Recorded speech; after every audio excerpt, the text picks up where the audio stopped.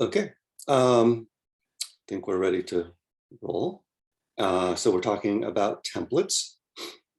We are going to start by talking about how to make a function into a templated function, which just means that the function is going to be able to work with variables of more than just one type. So I can, instead of writing a function that processes integers and then a separate function that processes strings and then another function that processes feed integers objects, I can just write one function and it can take a parameter of any of those types.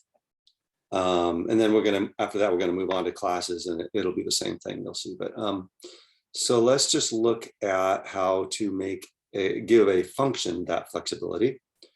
I'm going to start with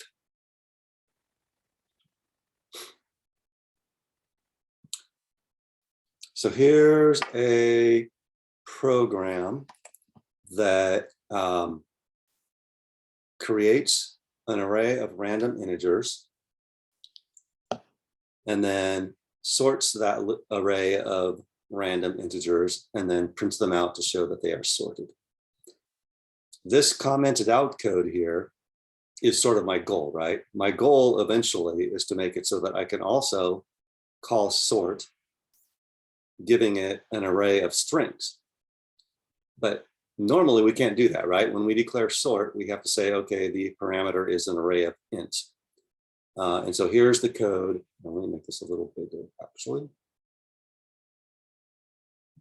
Here's the code to sort an array of int. And here's the main function that calls that sort function. And just to see it in action. All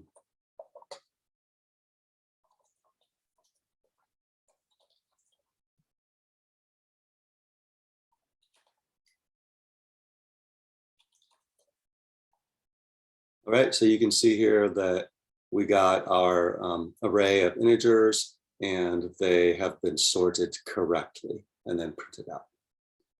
Okay, so any questions about what that program does in its current state? Anybody need to stare at it a little longer? Really, it's not, don't worry too much about what's going on inside these functions. That's not the main point today. This example, I took it basically from lesson 9, the lesson on arrays. So there shouldn't be anything in here more advanced than arrays. Any questions about what's here? And then any questions about what our goal is? Does it make sense? We'd like to make it so that I could just uncomment this and then my sort function will work for strings as well as for ints, right? Might sound a little bit like magic, but that's our goal. Okay. Turns out there's not that much to it. It's pretty darn simple. What I'm going to do is I'm going to type what's called a template prefix in front of my function definition.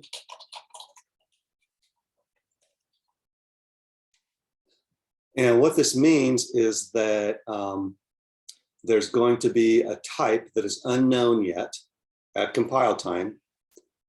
But so the first time I come to compile this function, I don't know what the type is going to be, but I'm going to be able to figure that out because what's going to happen is I'm going to put a T here. I'm the compiler speaking now. I'm going to put a T here. And so if this function is called and the argument is an array of int, then I know that T is int. But if this function is called and the argument is an array of inventory items, then I know that T is inventory item. Okay? It's a little bit like a parameter, except it's a type. I don't know if that doesn't help, don't worry about it too much, but if that's a helpful analogy, basically what we're saying here is that this is a type parameter. When we call the function, we're going to indicate what the type is of those elements inside the array. Okay, and now typically in this situation, there will be some more statements in here that use that. So for example, let's say that we didn't have a swap function and we had to actually declare a temp variable of type int, then I wouldn't say int, right? I'd say t temp. You know, for example, gets list subcount. Okay, I don't, that statement is just sort of random, but just to give you an idea of the fact that in our particular case, you're not going to see t inside the function, but typically you would see it inside the function too, because whatever this is an array of is likely to show up inside the function also. Okay, so I'm just going to comment this out because it's not actually part of our code. Although it could, yeah, no. Any questions so far? So let me also just say, I should have mentioned that T is just an identifier, right? So it really is just like a parameter. You know, template is a keyword, that's not going to change. Class is a keyword, that's not going to change. But T, I can, you know, I could use whatever I wanted there. I could use X. I've seen people use the word object here, but it's just an identifier. T, there's a pretty strong convention in C++ for using T as that type parameter, uppercase T. And so I'm going to go ahead and go with that. But I just want to let you know that it doesn't have to be T. It can be, it's just an identifier. You can use whatever identifier you want. Okay. So now this is, we still have a problem here because my index of smallest function is expecting an array of integers. But if I call it from here and list is an array of something else, that's going to be a problem, right? So it turns out I'm going to have to also make index of smallest be a templated function.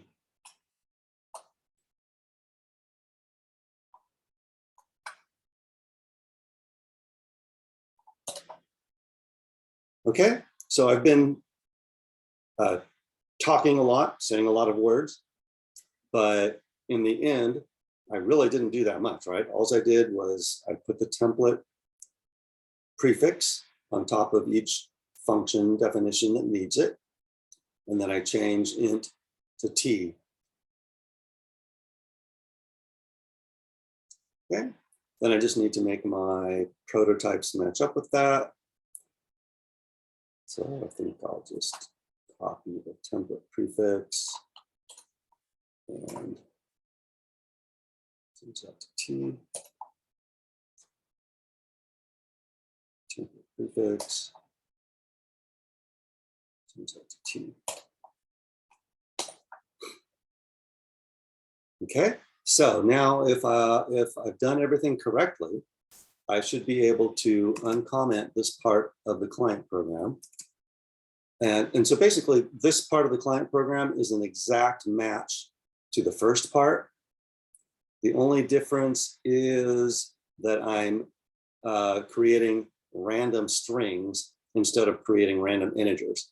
So you see in this for loop, when I go to create a random integer and put it into the array, it just takes a little bit more work here, right? The body of the for loop here, creating a random string is a little more complicated. And so it takes a few lines of code. But basically what I have highlighted now is just saying, okay, put a random string into string list sub I. So this code, this for loop is filling up the array with random strings. This is sorting the strings, and this is printing them out. Okay, and I only have one sort function, but that sort function is going to work if the first argument is an array of strings, but it's also going to work if the first argument is an array of ints.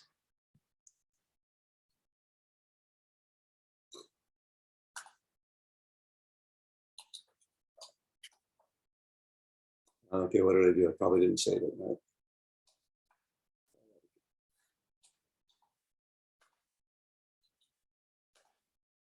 Okay, so there's my first output where I outputted the array of sorted integers. And here's where I'm outputting the array of sorted strings. And you can just take a look and see that those are in alphabetical order. Okay. Any questions about function templates?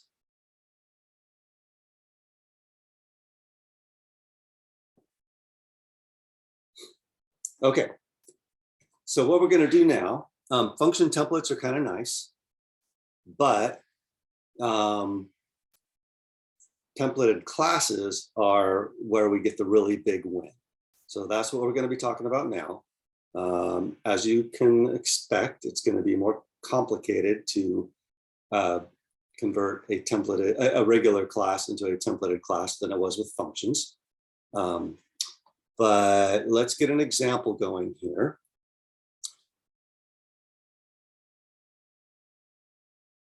Are the templates global? So this is, I'm not sure what you mean when you say template. This is a global function. So if that's the question, then yes, that's still a global function, whether it's templated or not. Does it only apply to the function it's above? Oh, no, it only applies to the function it's above. So in other words, this is actually now part of the header for the function, right? We put it on a separate line just because it makes things cleaner that way. But really, this is just another modifier that we are putting in front of the function name as part of the function header. So it only applies to the function that it's immediately above. Good question. Okay.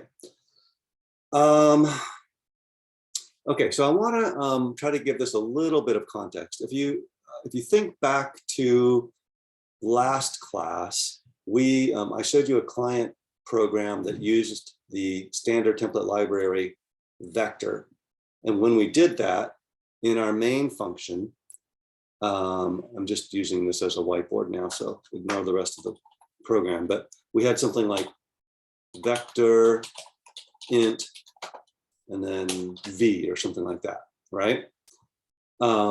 So this is how you use the standard template library. If I want to create a vector, I have to say vector, and then I have to put the type of object that it is going into the vector in angle brackets after the type. We are going to do exactly the same thing. So basically what I'm doing now is I showed you how to use a templated class last time.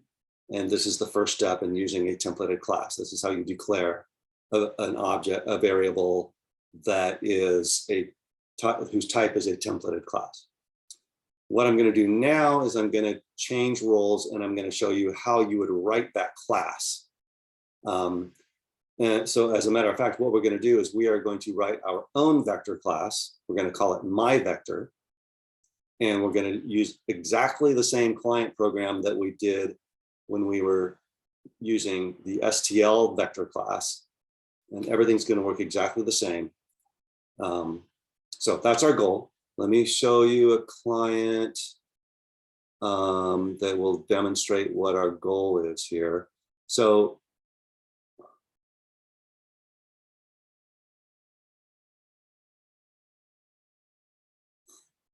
focus here on main, right? I'm going to declare a variable of type my vector angle brackets int.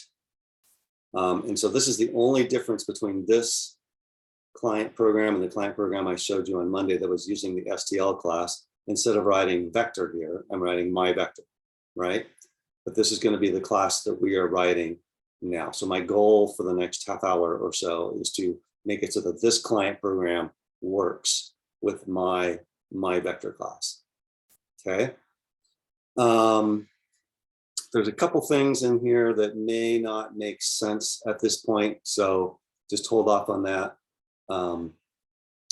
Just giving you the general idea of where we are headed with this. The way I'm going to do that is I'm going to start with a my vector class that is not templated, and then I'm going to show you the steps that are required to convert that non-templated class into a templated class. So here's my vector class that is not templated, right? I'm just creating a class called my vector. Again, there's a couple things in here that you may not have seen before, but they're not really what we're focused on here, so I don't want to get too hung up on In fact, just to be honest, I'm thinking that next time I teach this, I might just take this stuff out. But typically in the standard template library, every class has a type defined inside it called size type. We talked about that on Monday. That was like the first thing we talked about, or the second thing we talked about anyway. So don't worry too much about that at this point. Just know that what we're going to do is in our client, whenever we are declaring a variable that's going to keep track of the number of items in the container, we're going to declare it to be of type size type instead of declaring it to be a type int. And I think the best strategy at this point will be to just go with that for now, even if you're not really sure why we're doing that. That's just what we're going to do. And that's a standard template library thing. So we're in good company. Also, every standard template library class, or almost every template library, standard template library class has a type defined inside it called value type, which represents the type of the items in the container. So we haven't actually talked about type def before, I don't think. It's pretty straightforward what's going on here. Basically, this is like, you could think of it as like an assignment statement for types, right? I'm saying from now on, when I say value type, that's just another way of saying int. Those, when I'm making those two identifiers be equivalent. Okay, same here. I'm saying whenever I say size type from now on, that means this, and that's a C++ standard keyword that we're going to use as our size type. Okay.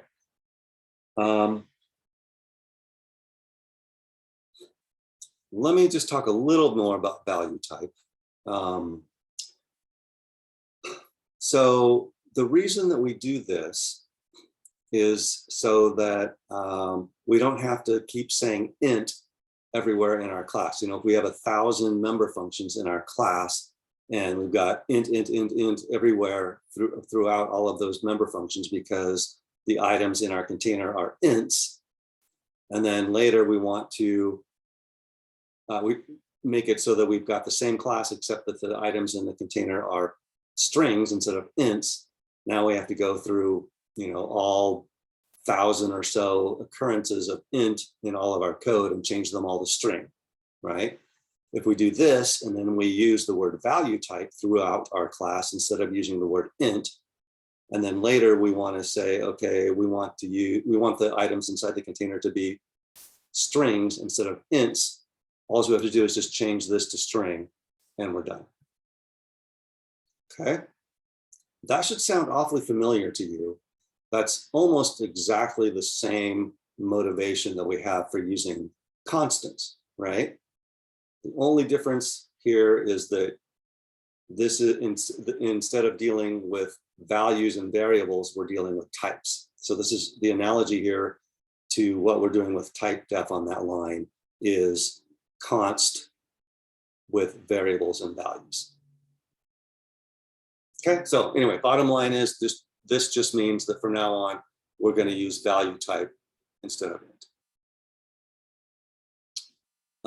So the member variable shouldn't be too mysterious. The items is going to be a dynamic array of value type, right?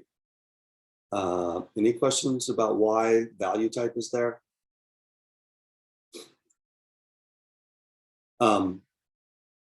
So, you know, in our case, value type is int. So what we are declaring there is going to be a dynamic array of ints. And then you're going to see this pattern a lot whenever you have a dynamic array as the member of a class. You're going to declare the pointer in the class declaration. And then later on in the constructor is where you're going to actually allocate the dynamic array. So we'll see that in a second. And then we've got size and capacity, which are the other two data members of the class. One other thing here that I guess is kind of new is what's going on here, right?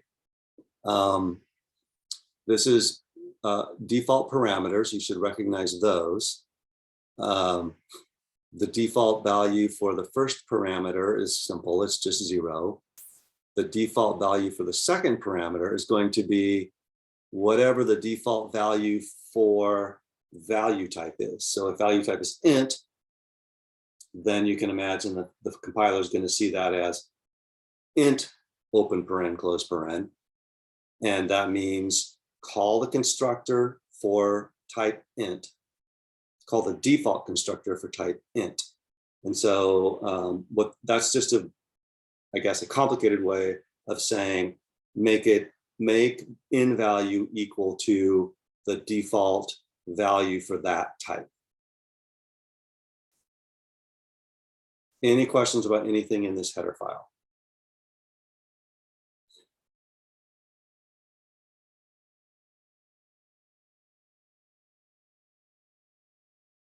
Okay.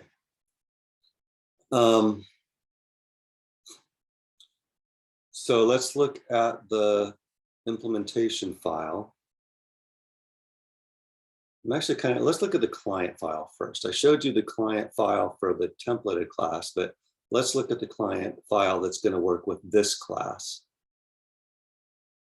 Right? Very short and simple. I'm just declaring a my vector.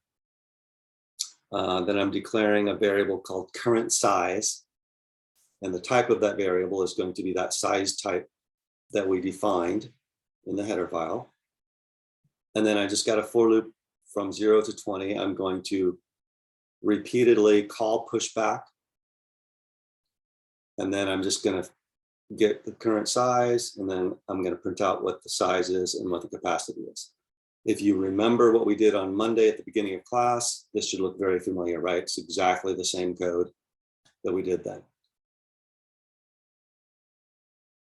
Any questions about what's going on in the client or how that relates to the header file that I showed you a minute ago?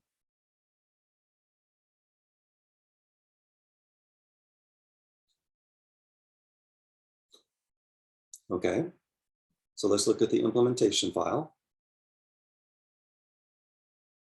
Most of it is pretty straightforward. Let's look at the trivial stuff first, right? The size function is just returning m size. By the way, we're calling it m size just to remind ourselves that it is a member, a data member, a member variable. So it's just returning the data member m size. We've got a capacity member function that just returns the m capacity data member. So those are basically just accessors, right? Getters. We've got our at function that essentially is just returning the item at index I from the dynamic array. But we are also, you may recall that when I talked about how the at function works in the STL vector class, it actually does range checking, unlike regular arrays in C++. So there's our range checking, right? We're just checking to make sure that I is within the range of indices into the dynamic array. Okay, so those are sort of the trivial member functions. We've got our constructor, which is just setting m size equal to n size, setting m capacity equal to n size also. So when we first declare a vector, the capacity and the size are going to be equal. Anybody need me to explain the difference between the size and the capacity?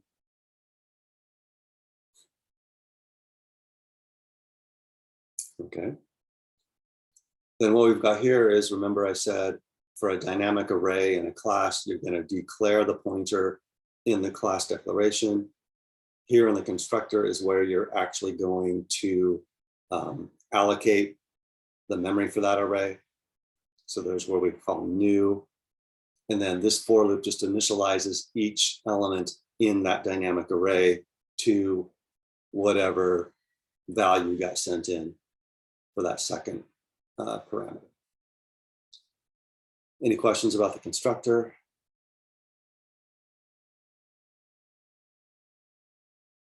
Okay, so the pushback function is a little more complicated.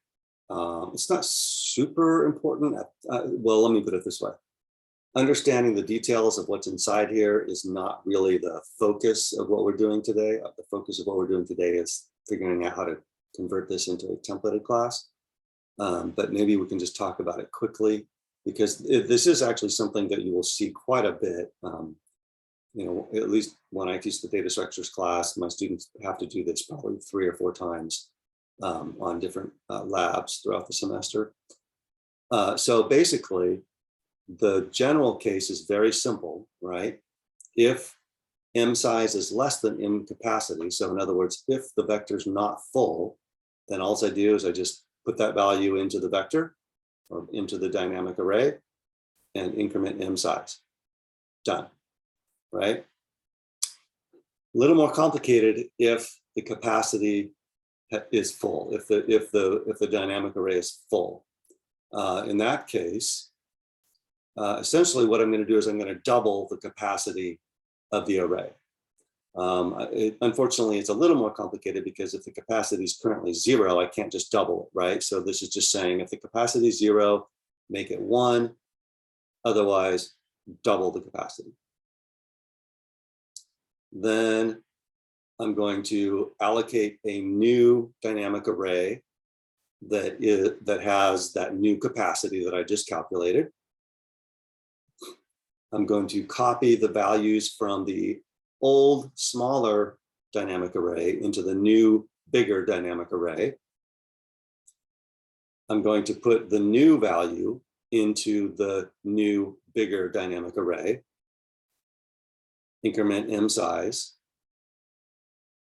Then I'm going to delete that old, smaller dynamic array, and then make the items data member, which is a pointer, point to that new, bigger dynamic array that I just allocated. Okay, so pretty cool, actually. Just creating a new, bigger dynamic array, copying everything into it, adding the new item to that new dynamic array, and then deleting the old. Okay, so all of that is sort of a long explanation of the class that we're starting from. And now what I'm going to do is I'm going to convert this into a templated class. So just to look at those client programs again, here's the client program that works with the class the way it is now. Here's the client program that is going to work with the templated class, right? Instead of just saying my vector v, I'm going to say my vector with something in the angle brackets v. Everything else is pretty much the same, right? The only difference here is that I'm adding this angle brackets int after the word my vector. I think actually that is the only difference. And then I've added a few lines here just to illustrate that now I can declare a my vector that contains strings instead of ints. But instead of doing something complex, I'm just going to put one string into the vector, and then I'm going to print that one string.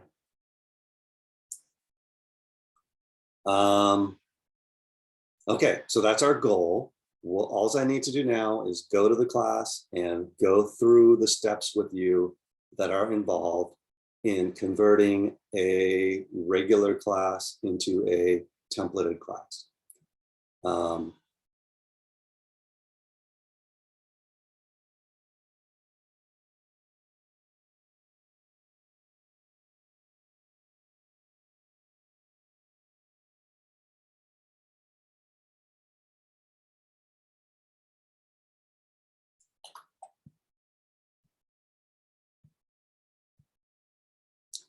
Sorry, give me just a second here. Yeah. Having a little trouble.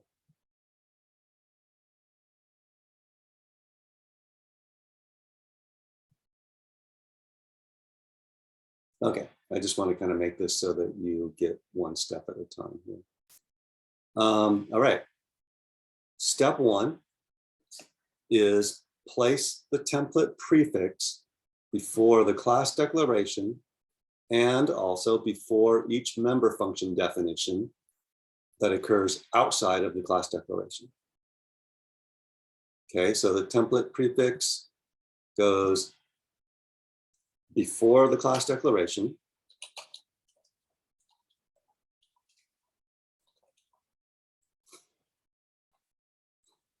And then it also goes before each member function definition that occurs outside the class declaration. So that means here, here, here, here, and here. Okay, not bad so far. Any questions about any of that?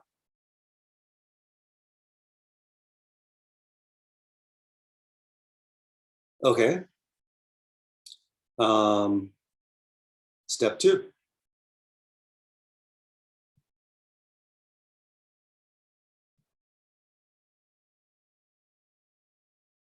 Step two is place angle brackets T after each occurrence of the class name that occurs outside the class declaration. Okay, so there. Oh, no, not there. That's part of the class declaration, so we're not going to do it there.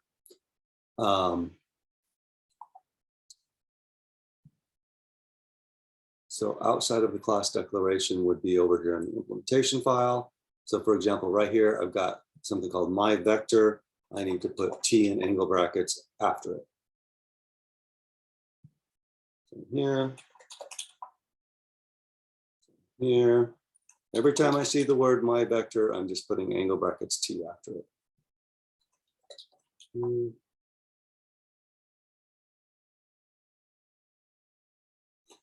Here. You could do a search and replace almost. I'll tell you why not in just a second.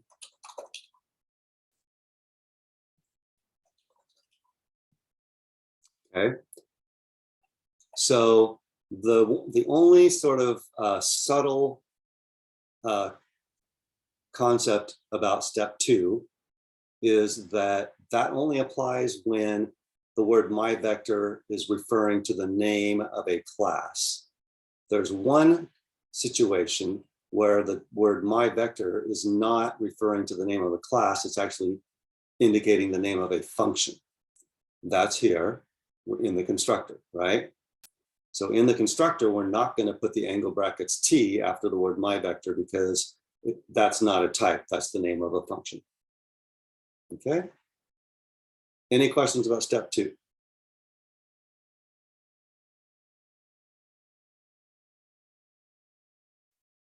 All right, let's keep plowing ahead.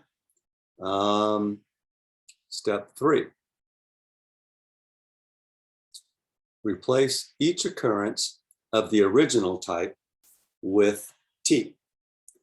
So in our particular case, that's not very exciting because we didn't use int throughout the code, right? We only used int one time right here, and then we used value type after that. So that's actually good for us. It means that instead of searching through the whole class looking for occurrences of int that need to be replaced with a T, we just do it once right here and we're done.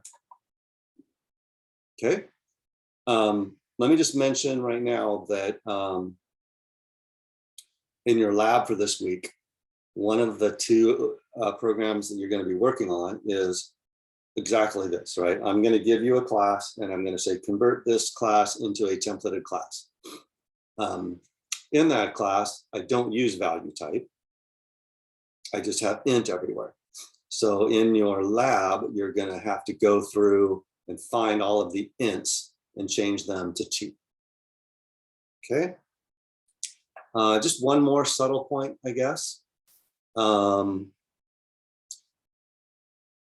Not all of the ints are going to get changed to t's, right? And I guess in our case, actually, they all get changed. Is that right? Yeah. But it's possible. But when we're changing the int to t, we have to make sure that we only change int to t if that word int is there to indicate the type of the objects that are inside the container, right? If I declare an int because I'm, doing something completely unrelated, maybe I'm counting something, I can't change that int to a t, because then if I have a class of strings, then I'm going to have a variable of type string that I'm trying to use to count with, right? So when you're doing step 3, replace each occurrence of the original type with t means whenever that original type is being used to indicate the type of object that is being stored in the vector. Any questions so far?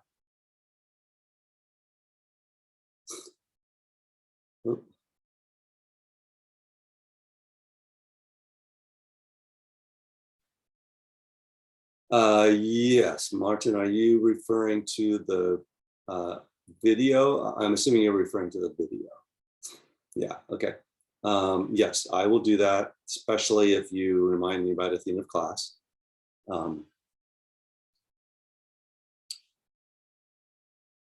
Okay, so I actually need to take a quick break here.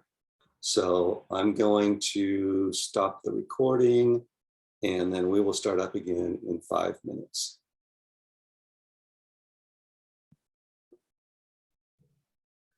So the second, first of all, is that all the rules? No, we've gone through 3. We have 2 more to go. There's more. Okay. In line 6, it's the second rule is you place a T in weird brackets after each the class name. And in line 6, the class name is on there twice, but it's only on there one time. Right. So that's where we were talking about. In that case, this is not indicating the name of a class.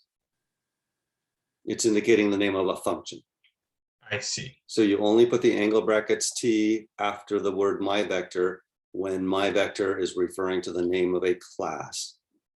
In practice, as far as I've ever experienced, constructors are the only time that's ever going to happen. Okay. So in one sense, you can just think of rule 2 as being except when it's the constructor, right? Got it.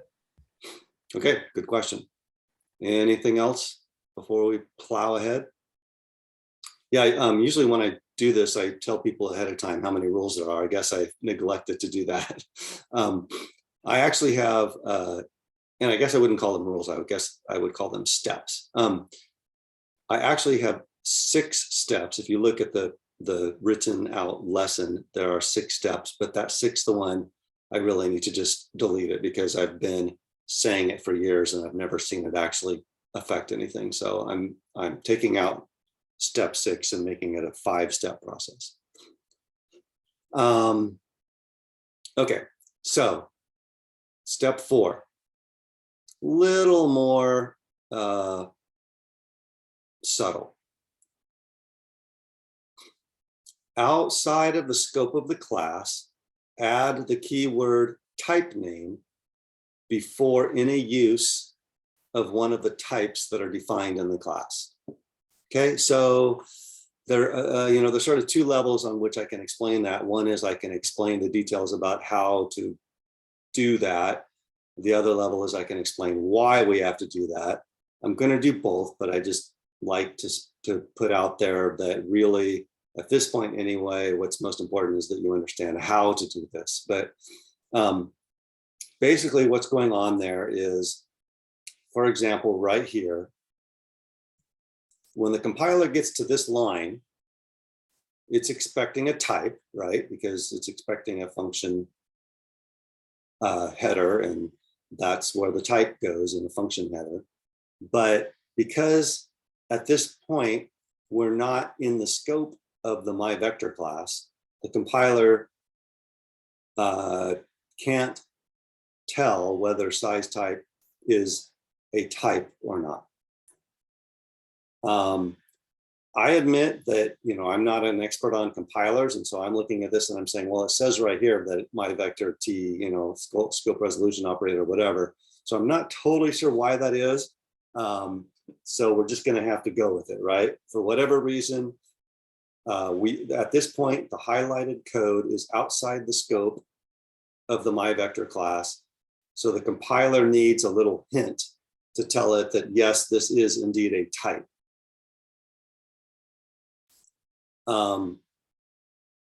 So the way we do that is we just put type name in front. Okay. So just to review, when I say inside the scope of the class, that means actually in the class declaration, right? So if we use value type inside the class declaration, we don't need to do this. But inside the scope of the class also includes inside any of the member functions. So if we were to, so right here we use value type inside of a member function, right? But because we are, at this point, we're already inside the scope of the class, we don't need to apply rule number 4 there. In addition, once we get to the parameter list, it's considered to be inside the scope of the class, right? The compiler has already, once we get to the parameter list, the compiler has already recognized that pushback is a member of the myVector class. So it's in the scope of the myVector class. So anything that occurs after that code that I just highlighted there is considered in the scope of the myVector class. And so I don't have to do anything with value type there. I can just use it. Okay. So as it turns out, at least in our examples, the only time we're ever going to have to do this is when it's a return type, right? If it's inside the class declaration, we don't have to do it. If it's a parameter, we don't have to do it. If it's in one of the member functions, we don't have to do it. So the only thing that's left is if the return type of a member function is one of those types that we defined inside the myVector class, then we're going to have to put type name in front. So this is the constructor, so there's no return type. Here, the return type is size type, so that's another place we're going to have to do that.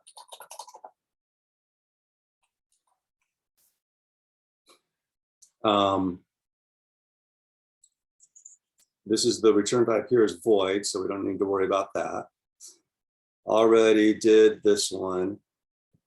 The return type on the at function is value type. So that's another example of where rule step 4 comes into play. Okay, any questions about step 4? If you use type name inside the scope of the class, will you get an error? I do not know, but I would suspect you probably would. Of course, we would want to avoid that just to keep our code as simple as possible, even if we didn't get an error. But I don't know. Give it a try and let me know. The other thing is that, yeah,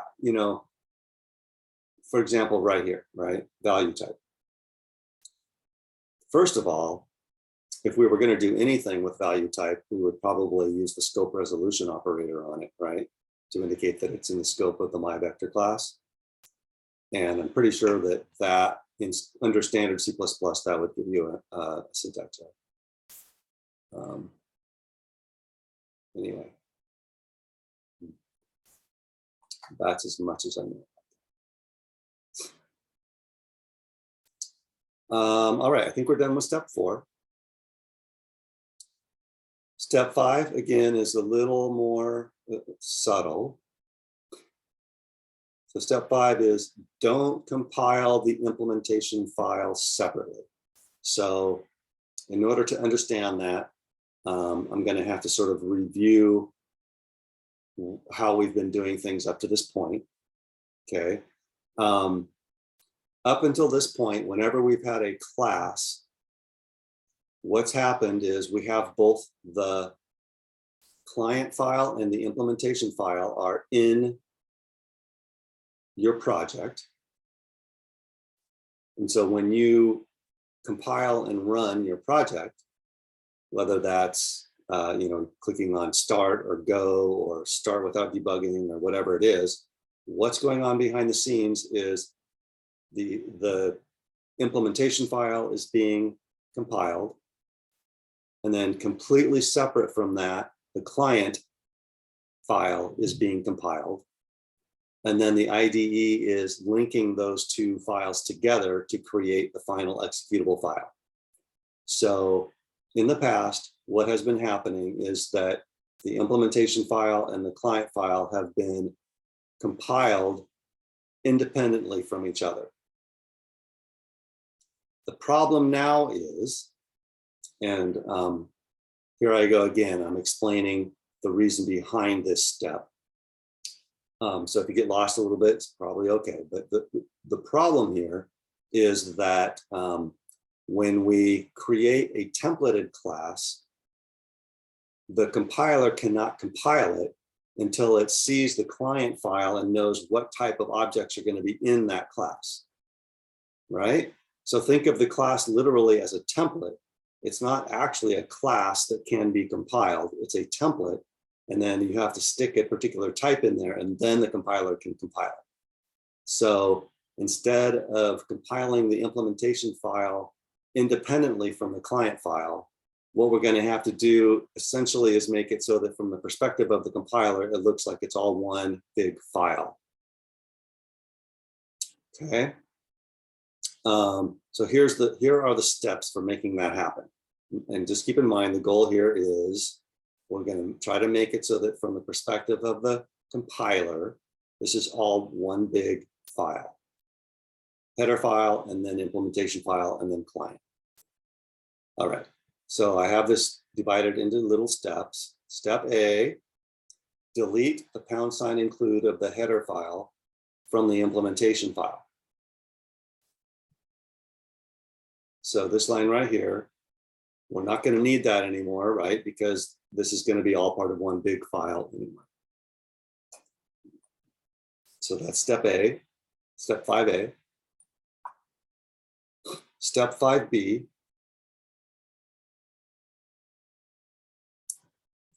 add a # include of the implementation file at the bottom of the header file. And then we don't have a namespace block, so in our case, we don't need to worry about that. So finding the header file, going to the bottom and saying # include my vector.cpp. Okay, so hopefully that makes sense how this is working, right? The client file # includes the header file at the top. And then the header file is going to # include the implementation file. So what you end up with from the perspective of the compiler after all of the # includes have been processed is one big file. Any questions about that? That's the core of this step 5. And we just have a couple of details to take care of.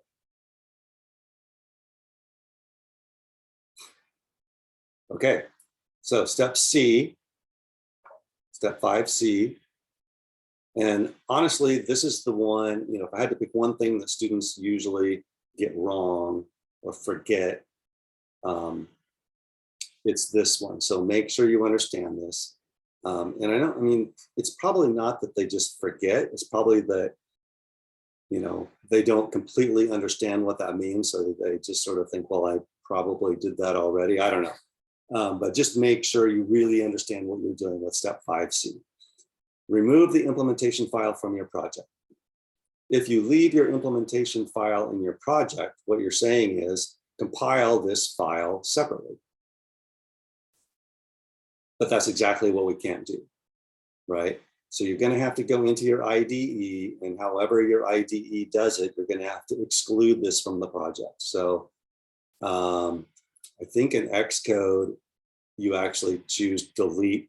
You right click on the file, choose delete, and then it asks you, do you want to delete the file or do you want to just exclude it from the project? And you choose, I just want to exclude it from the project.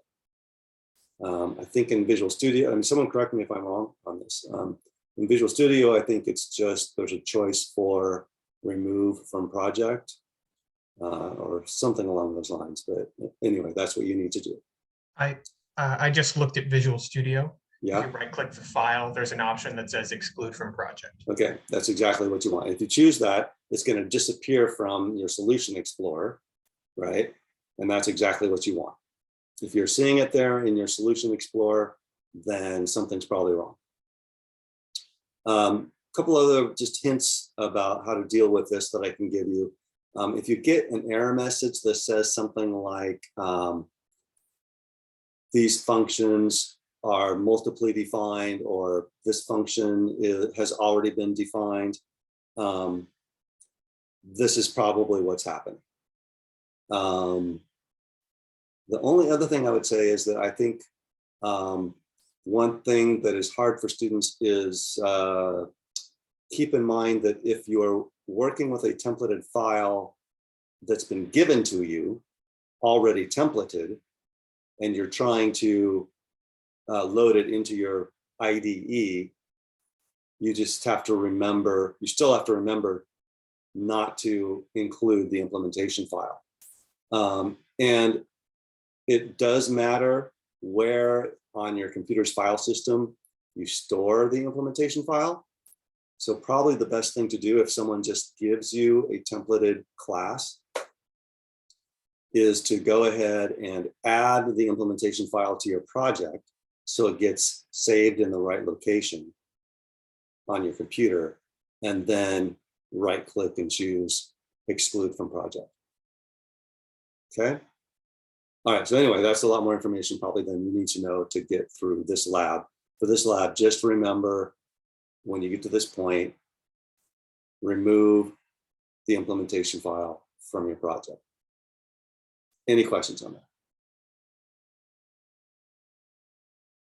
Okay, and then step D is actually something that, if you forget to do this, everything will probably still work fine, but hopefully you can recall that it's poor practice to have a using directive in a header file, right? So looking over here, I don't say using namespace std at the top of this file. And what that means is that when I get down here to size T, I have to put the std : in front, right? And the reason for that was we said that having a using directive in a header file is bad because some poor person is writing a client file and they # include your class. Suddenly now they are using namespaces that they didn't know they were using. Not unlikely that that's going to break their program. Okay, so no using directives in header files. But now that we are # including the implementation file from our header file, really the implementation file is just part of the header file, right? So when we're doing this stuff, we have to remove the using directives from the implementation file. So get rid of this. And of course, when we do that, that means that anything we've used from that namespace in our file, we're going to have to put std : in front of it. But unless I'm mistaken, that we actually aren't using anything from that namespace in this case anyway. So we're fine. Any questions about step 5D?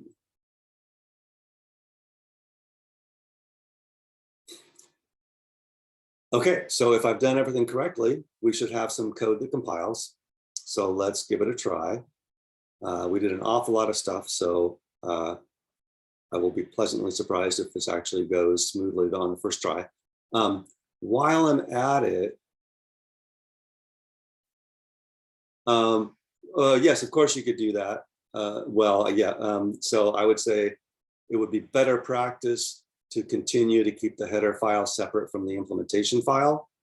At least for our purposes, we're trying to emphasize the division between the specification and the implementation of a class. And so we're still going to keep them in separate files as a matter of good practice. I mean, in one sense, there's really no difference between this and a non-templated class, right? We could write the implementation right in the header file in a non-templated class too, but we just don't do that.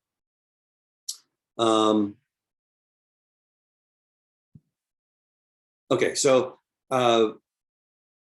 as you have noticed, I'm not using an IDE during these lectures. I'm just using the command line.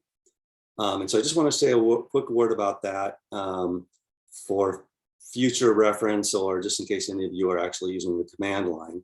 The way that the rule about excluding the implementation file, the way that we make sure that the implementation file is not compiled separately from the client is, before when I ran this, I never actually ran it before. Okay. Normally, I will get back to your question in a second, Kyle. So normally, when I compile a client file and a class, I would say something like, I think client two. Right? Normally I would say compile the client and also compile the class implementation. And then on the next line, they would get linked together. Now, because I can't compile the class implementation file separately, and also because this file here, myvector.cpp, is indirectly already included, # included in the client. So I'm not going to actually include that. I'm just going to say compile the client. No syntax errors. Okay. Everything looks like everything worked fine.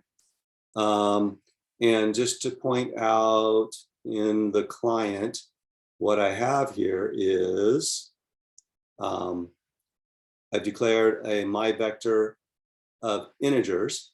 And so that's what all this stuff is about. I put 20 integers in and then I printed them out. And then here at the bottom, just to illustrate that I could also have a my vector of type string, I declared another my vector object. I just used the pushback function to put one string into that vector, and then I print it out, and that seems to be working. Okay. Any questions about all this stuff? This is all in the lesson. Definitely, if you feel, like, unless you absolutely followed every single thing from today, which would surprise me, spend some time just going over the lesson to make sure you understand all the stuff that's going on here. There's one more thing in the lesson. I haven't forgotten about you, Kyle. There's one more thing in the lesson that we are not going to have time to get to. That is exception handling. It's actually pretty straightforward, I think. There's just a couple or 3 or 4 paragraphs about it at the end of the lesson. I don't really go into a lot of detail. I just sort of give you the bare minimum that you need in order to use some simple exception handling. in this week's lab. So I'm hoping you'll be able to pick that up from the lesson. If you really are sort of a video oriented person, there's also the optional videos in Canvas from a previous semester that will include that information. Okay, so refer us to a tutorial that would show us how to do that. I'm not sure what you mean by that. Show us how to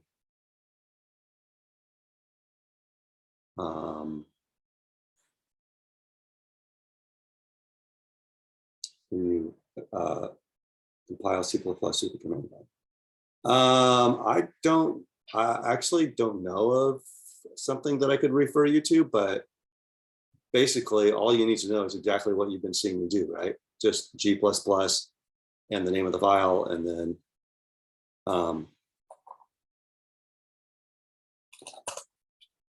you could also, and then that creates an executable file named a.out. Okay. Now I don't know about you all, but my experience with websites like this is usually there's way more information than I want. And it's like more complicated than what I was hoping for, but sure, go take a look at that.